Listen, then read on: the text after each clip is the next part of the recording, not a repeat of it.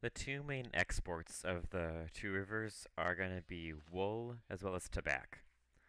Uh, so we're going to make the sheep farm today because I think, as I said last episode, we're going to try to build farms around our world that are themed to wherever we put them. So here in the two rivers, where they talk about two rivers wool and sheep herders a lot, we'll be putting some. We'll be building houses by putting automatic sheep farms in them to produce wool for us. And so I kind of design it by myself, but there's like a it's following the same principles that pretty much everyone uses while designing a sheep farm. And so we're going to talk about those now. So we begin with a sheared sheep on a dirt block. Nothing can happen yet, we have to wait for the grass to spread to the dirt. Once that happens, the observer will trigger, causing the dispenser to fire, but since the sheep doesn't have any wool yet, nothing happens. Once the grass block grows, we have to wait for the sheep to eat the grass. Once that happens, the observer triggers again, and this time the sheep has wool, so the sheep is able to be sheared.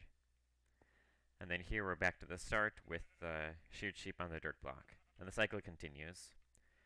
So we have to decide how we're going to maximize the speed at which their dirt grows, and to see what we can change about how quickly the sheep eats the grass. The Minecraft wiki says that whenever a grass block is randomly ticked, it will check 4 other blocks in a 3 by 5 by 3 range, and if any of those selected blocks are dirt blocks, they will change to grass. And so, with what this glass cube shows us, is where the source block would be and where it is able to spread. So you can see it's much easier for it to spread downward. But we want to have it, instead of spreading from a single block, we want to have grass grown on a certain block. And so to maximize, well, all of these glass blocks over here represent all of the grass blocks that could spread its grass to this one. And so, since grass will spread every time it's randomly ticked, we want to have as many grass blocks in here so that they are ticked more often. And so to come up with the basic structure of the farm, I just put as many grass blocks as I could fit into here. I think I got the most possible, but we'll just put the sheep in there, and then with the dispenser facing it as well. And so this is what I'm planning on building in the Wheel of Time world. We'll have a hopper minecart under this grass block to actually pick up the wool, and then hoppers below it, and we'll take them to a chest, like probably in the houses that we build to house all the sheep farms. So I'll start working on building these, and then I'll also have to collect the dye to dye all of the sheep, as well as breeding up more sheep, and finally getting the resin components to actually put all of these together. So now I've set up areas for all of the sheep to go into. You might notice that some of them have 3 or 1, and some of the other sides have 2 different actual slots for sheep to go into. And so my thinking was that I really only need 1 per color, but for trading wool to shepherds, I want 3 of them. So white, gray, black, and brown, those will all have 3 modules to them, while the others will just have 1. And so white, light gray, black, all of those, I wanted to try to sort the colors so that they would be easy to understand. And so those just shades of gray over there, and then over here we have red, orange, yellow, green, and lime green. So the ones that are 2 or 3 together on this side will be colors that are pretty close together, and I just wanted to make a little more variation in house size rather than just 1 or 3. And so lime green and green, and over here light blue, cyan, and blue, purple, magenta, pink, and then brown. Since brown is also one of the ones we trade, we'll have 3 modules for it as well. So once I have all the resin components, we'll be able to start moving the sheep in. But that leads to another question of how we can optimize it. How many sheep should we put in each one? Is one the same as two, the same as three, or does more sheep make it faster or slower? So, how many sheep do you want to put inside each farm? I feel like most people would usually do one, but I think putting more in would help it go slightly faster. We can actually use math to model how long it takes for a sheep to eat the grass once on average. So the Minecraft wiki says, if an adult sheep has the opportunity, the chance of eating grass is 1 in 1,000 every other game tick. So that's 1 in 1,000 chance every zero point 0.1 seconds, since a game tick is 0.05 or 1/20th of a second. Every other game tick would be 1/10 of a second. And so we have a 1 in 1,000 chance of eating grass every other game tick, right? So we're trying to figure out how to describe it if we were to say, like, wait 100 seconds or 10 seconds. So in the first game tick, it's just 1 in 1,000. In the second game tick, well, it would have to first fail in the first game tick and then succeed in the second. And so here we have a function that describes this, where here, this is the probability that the sheep eats the grass, and this is the probability that the sheep doesn't eat the grass. And so this is called the geometric probability distribution, and this number is how many times we fail before we get what we want. And so this 1 minus p, the 999 times out of 1,000 that the sheep doesn't eat the grass, this happens x times before we succeed once. And so this describes the probability for having to wait this long before the sheep will eat the grass. So right away, the probability that we don't have to wait at all, it's a 1 in 1,000 chance, since the sheep has a 1 in 1,000 chance of eating the grass. The probability you have to wait longer is slightly less, since it's possible that the sheep would have eaten before it.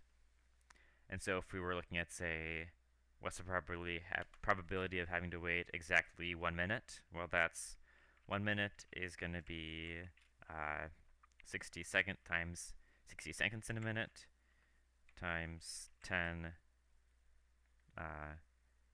every other game ticks in a second. And so we're looking at this function at the value of 600. So we find 600.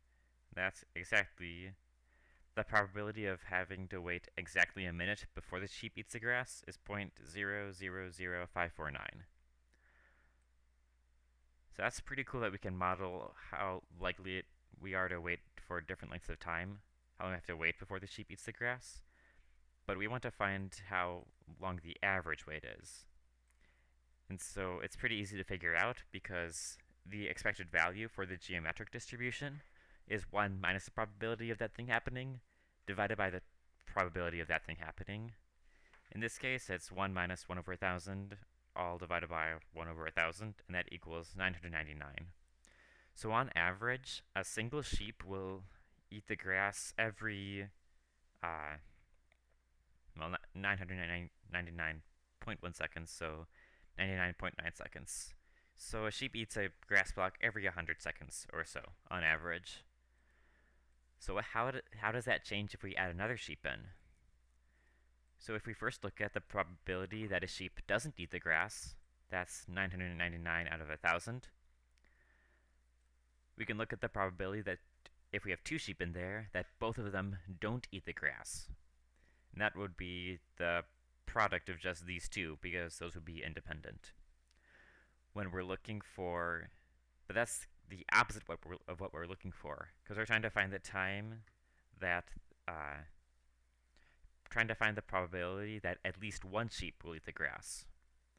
And to find that, we do 1 minus the probability that both will eat the grass. And that gives us the answer of 0.001999. And so this would be the new probability. This is very easy to add onto it because it's just 1 minus 999 over 1,000 to however many sheep we have. So for 1, that probability is going to be 1 in 1,000. For 2, it's just under 2 over 1,000. For 3, it's just under 3 thousandths, and keeps on going up slightly for each one. no matter how many sheep we have, it'll never fully reach 100%. It just has to. I mean, it looks like it, but that's just because the computer doesn't have that much precision. And so we want to find where the best value that we want, that kind of has the least waiting time, but also isn't too annoying to get that many sheep in there. So here we can have the slider represent. Oh.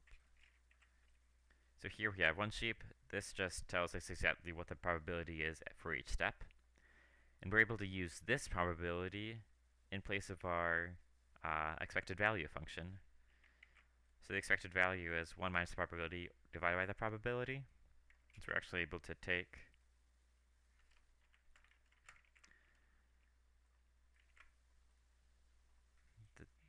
the new probability of any one of the sheep eating the grass block after waiting a certain number of ticks divided by that same probability. We can see how this changes when we increase the number of sheep. But this is a little confusing to look at, so I'm going to switch this to be a function so we're able to graphically see how it looks. I'm using the floor function right here because that just returns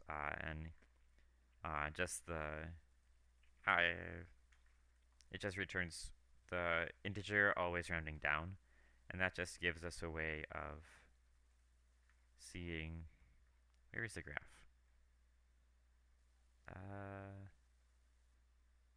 I don't think that's quite right.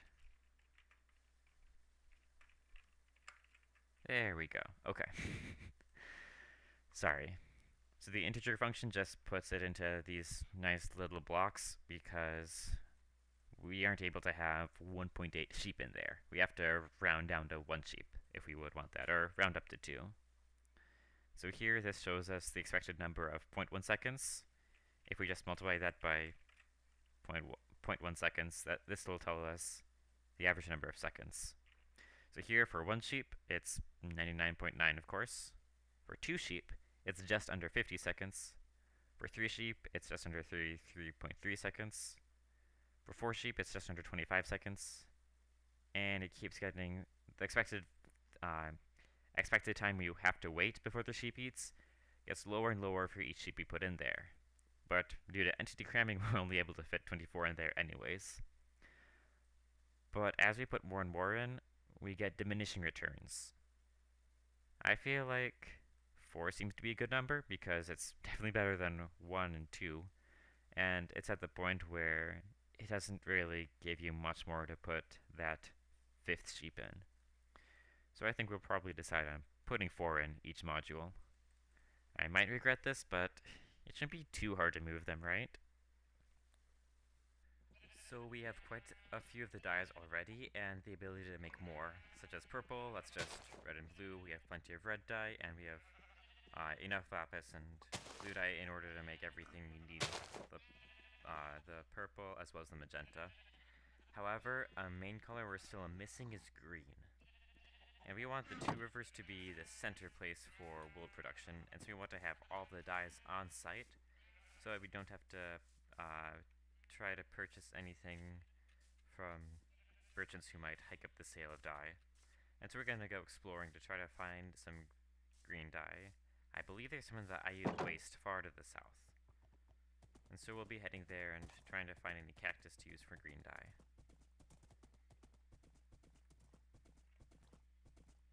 At this point, the Ayu Waste should be visible soon.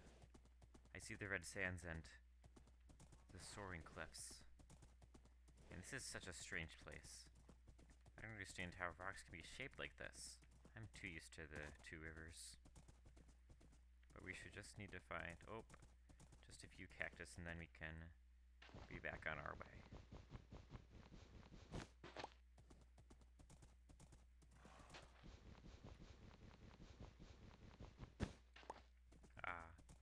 How wonderful it is to return home after an adventure.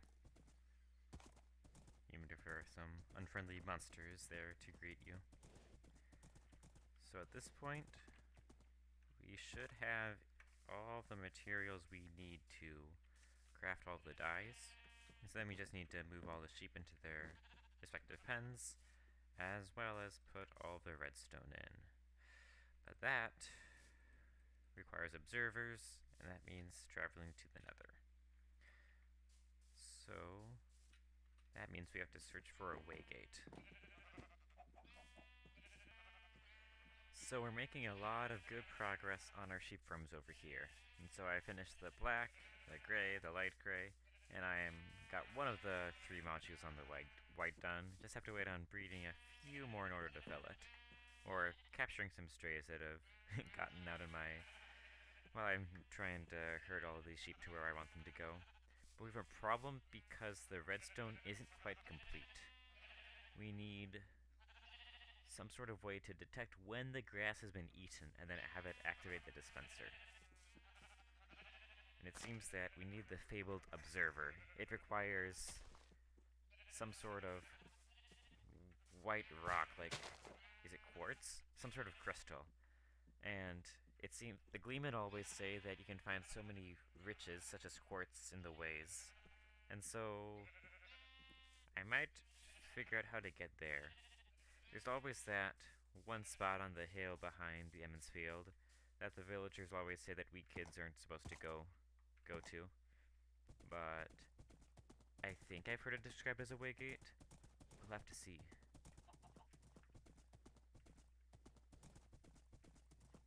It's just up over here.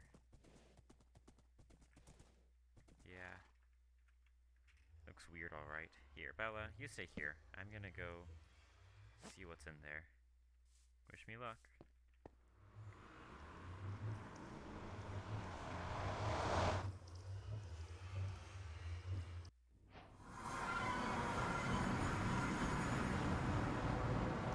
My, this is scary. That's a lot of lava.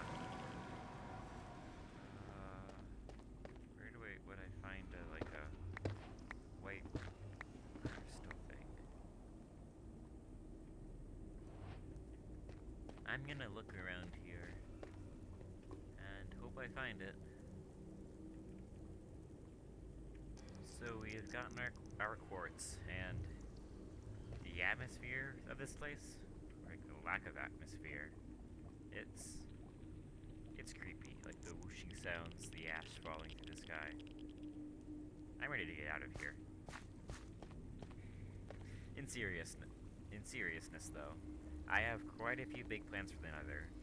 I will be making the ways, but the ways don't have lava or fire in them. There just seem to be an empty space and a lot of walkways and islands and towers in it, all made of stone and kind of falling apart. Those will be above the nether roof. And so we'll have a fast travel way of up there, and I have a different plan for down here. But that will come in due time.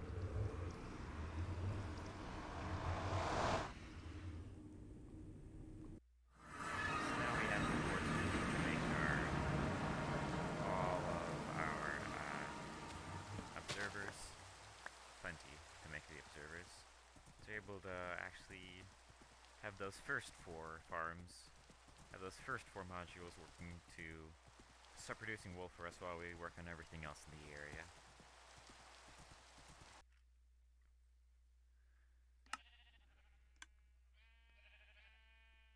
So, I'm kinda wondering if I'm overestimating, or if I was underestimating how fast these would be. Cause in the time that it took me to put those last 2 parts of the white farm in, I have,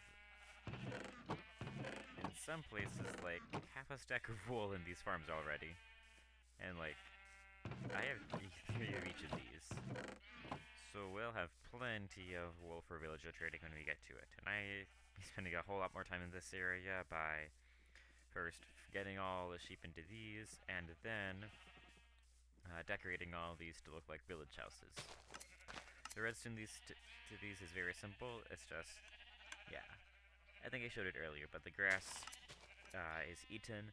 This observer sends a pulse to the redstone, which has a dispenser, which is full of a few shears.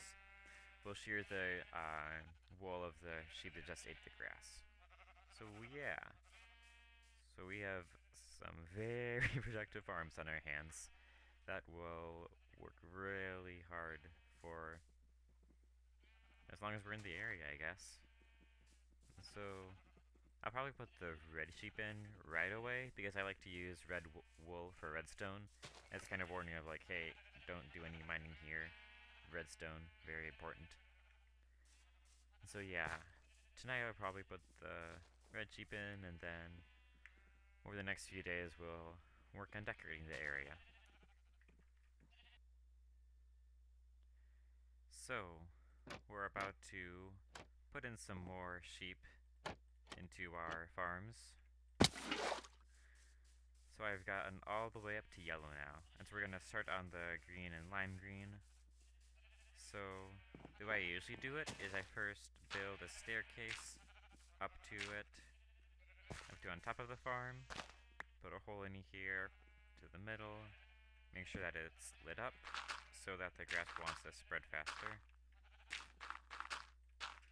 And also put, I don't know, a gangplank back here, just a path right here for me to go on while I try to drag the sheep in. So once you have 4, I prefer having adult sheep because it's harder for them to kind of escape in a bunch of places.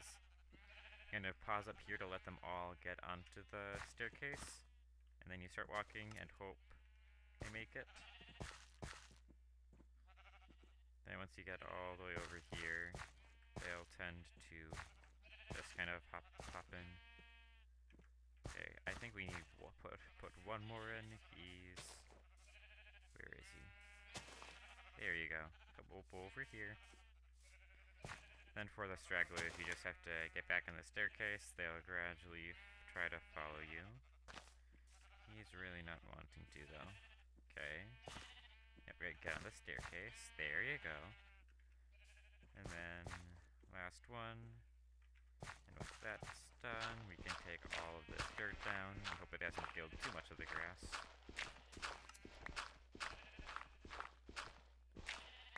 Then we can cover that. Maybe light it up. Now we have all 4 sheep that we want in there. We can run far away enough for the lead to break. And then we can go pick it up in the chest. Then we do the same thing for dark green. It'll be a little weird to have windows of these colors in the houses, and so I'm not sure if I want the colors to be visible or not. It just seemed the right thing to do to have the glass the same color as what the actual sheep will be. So that's how I do it. And then I'm able to take these fences away and then build another pen to bring more guys over here. I usually just bring 2 white sheep and then put them somewhere over here. Looks like we're doing brown next, so it'll be a few more sheep than usual. So the pen is just I don't know, in the middle it's just a 2x2 to hold 4 animals, and so it's not awfully large. I don't think I actually have brown dye right now, so let's do purple. How I usually get 2 sheep is a little weird. So I don't want to have them get loose, and so I built a machine, very simple redstone circuit that just has a sticky piston down there that pushes the grass box up, and then I step on this pressure plate which will activate it, and then I'll just try to pull these sheep out of the pen without them getting loose. So, okay, you want to pull them away quickly because if they step on this pressure plate, they might have that block up extended for longer, and then another sheep could come out and step on the pressure plate, keeping it open for even longer, and then a whole bunch of sheep get out if that's the case. But it looks like we're good with these 2. Then I would grab, I don't know, something like 2 brown dye and then dye them. Yeah. And sheep aren't actually too large to be able to fit out a hole like this. So until you get baby sheep, you can just keep this in the side of the pen. But as soon as you want to start breeding them, you have to make sure that it's closed up. So yeah, I'll be slowly moving all of these guys into their respective pens. And yeah.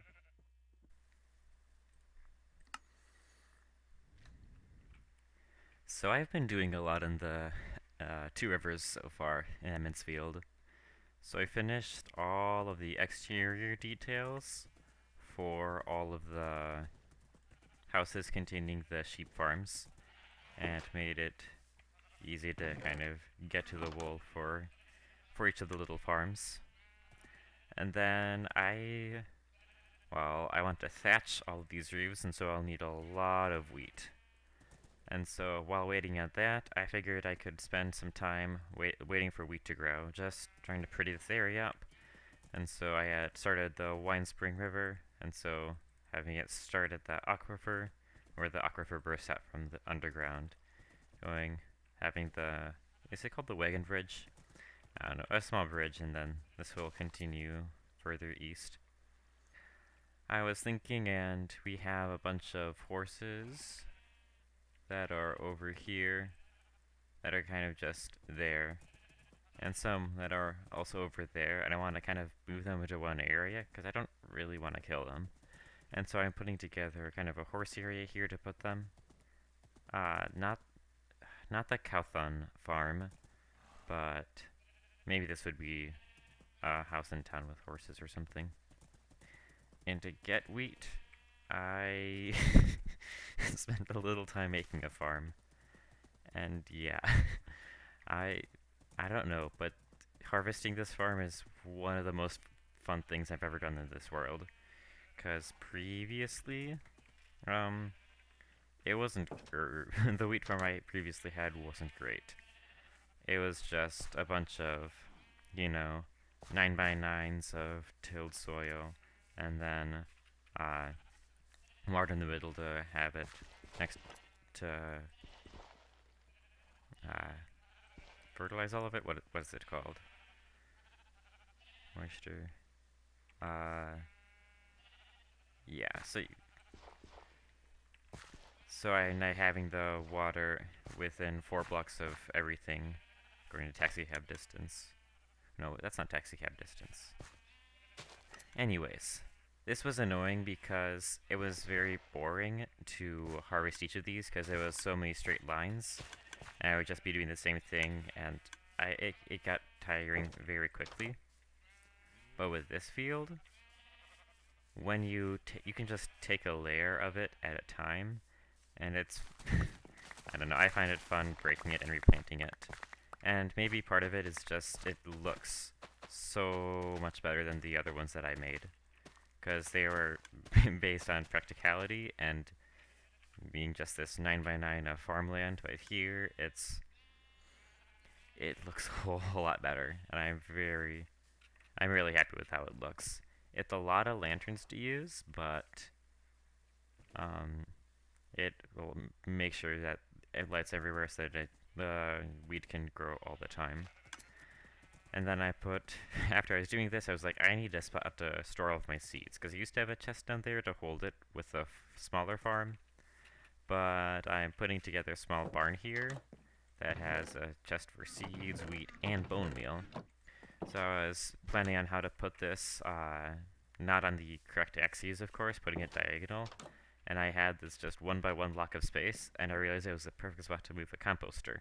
So I can, whenever I have like this filled with a double chest of seeds, I can just move some of it to this barrel, and then it'll compost into bone meal that I could use at a later date. I'm not completely sure what I would use it for. Okay, come on, Bella, stop running away. But yeah, I'm really happy with how this wheat field is turning out, and over time I'll gradually make it go farther to the east of the town as well. And there's so much. That field is so large that it's like really. I'm pretty close to probably having all of the hay bales I need to do all of the roofs in town, which is pretty nice. I'm not entirely sure what I want to do with this field, if I'm just gonna return it all to just grass again. But over time, I want this to do a lot of terraforming as well to make it all look as realistic as possible and just as beautiful as I can make it. But I'm really proud with how it's turning out right now. I think we're gonna end the episode here. I'll work on building the roofs, thatching all of the roofs, And then next episode, we'll try to get some villagers and try to start trading them some wool to get emeralds. And then we'll start actually playing the game again. I just had a whole lot of fun in this episode, building and designing everything, and especially working on that farm. I'm still not entirely sure why, but it just gives so much life in this area. But we're gonna get some more life in this area with the villagers next episode. Until then, may you find water and shade.